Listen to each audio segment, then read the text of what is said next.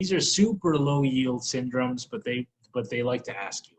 Kogan syndrome is when you have stromal keratitis, but you have hearing problems.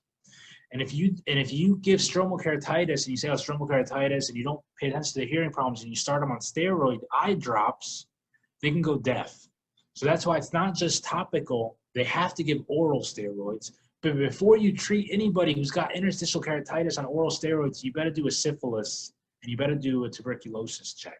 Because interstitial keratitis could come from syphilis as well. You could have just blinded that guy even more. So a lot of things to think about. This is him, and this is, by the way, Logan. So I think of his Kogan as Logan. But he's strumming because it's stromal keratitis. And then he's sick, so it is kind of associated with URI. And this is Wolverine, who is Logan, and he's kind of cooking in a pan because it's somewhat associated with polyarteritis nodosa. Weird. It's weird, but that's just a fun fact. Alport Syndrome, I think of a pilot wearing this headset. I think of a plane. I think of a bunch of planes on a map, and then I think of the toilet. The toilet is because of its glomerulonephritis. They have blood in the urine. Nothing else will test you on like blood in the urine except for like porphyria cutanea tarda. That's like black urine, but this is blood in the urine. The other black urine is alkaptonuria, but this is blood in the urine. And again, he's wearing a headset because it's cochlear issues. Because with Alport syndrome, it's a messed up of a collagen, which affects the basement membranes, and that affects the kidneys as well as the ears, as well as the eyes. And then they have, I should have shown you a picture, but they have a cataract that has anterior lenticonus. So the lens is kind of like keratoconus, but it's not the cornea, it's of the lens. And then they have on the retina this dot and fleck retinopathy, which kind of looks like the map of all the planes on it. I think of this lady, X-linked recessive is my mnemonic for anything kind of, I don't know, X-rated, I think X-linked recessive. And she's serving Col45s on the plane because it's the Col4A5 gene. It could also maybe be autosomal recessive. It could also be autosomal dominant, but most of the time it's going to be X-linked. Suzak syndrome is another syndrome. It's got the triad of BRAO, of sensorineural hearing issues again, and encephalopathy. And then just I think of Susan Sarandon, and then I think of her in the Bravo show, BRAO. You treat it with steroids. Brown-Mclean is another weird syndrome. This is found in patients who are chronically aphakic. What you'll have is you'll have edema. So I think of the Cleveland Browns. You'll have edema that starts in the bottom and then it goes around circumferentially. The central cornea is usually spared, so vision is usually fine. But again, this is Brown-Mclean syndrome. Then I think of I think of this doctor. He's a fake doctor. It's associated with long-term aphakia.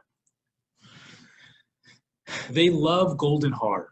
I don't know why. I actually had 3 questions on my OKAPS on golden heart. 3 freaking questions. I was just like, there's no way they're gonna ask me again on a golden heart. I was like, I just picked golden heart on another question. But they ask it in many different ways.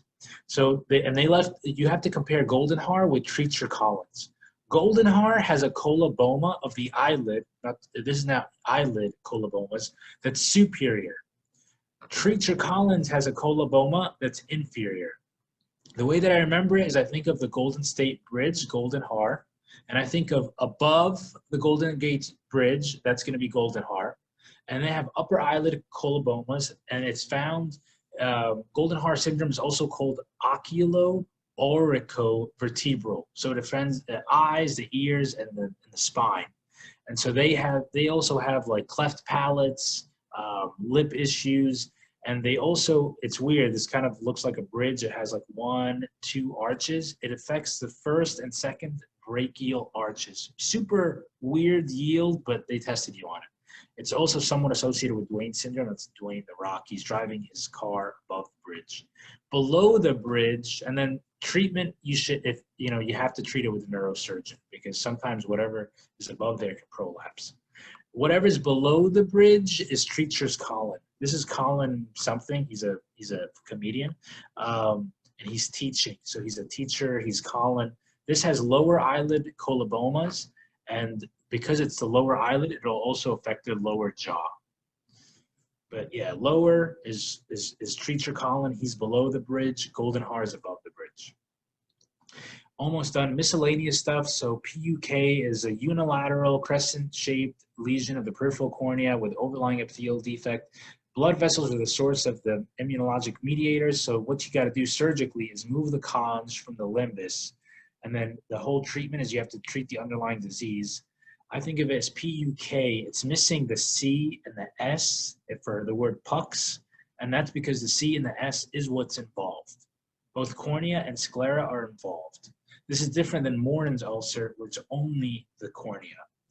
And then, so I think of like, these are just a bunch of kids. They may have rheumatoid arthritis. You treat them with steroids.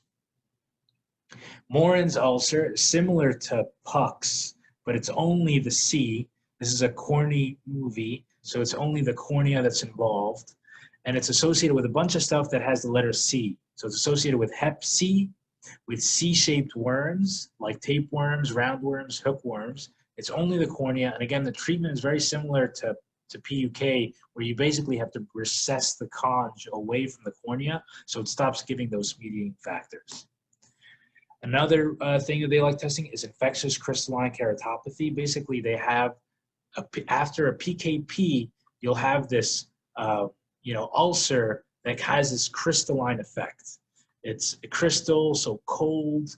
The Vikings, it's alpha viridans. He's an alpha male. It's against Streptococcus viridans, and it's in corneal grafts after treatment with chronic steroids.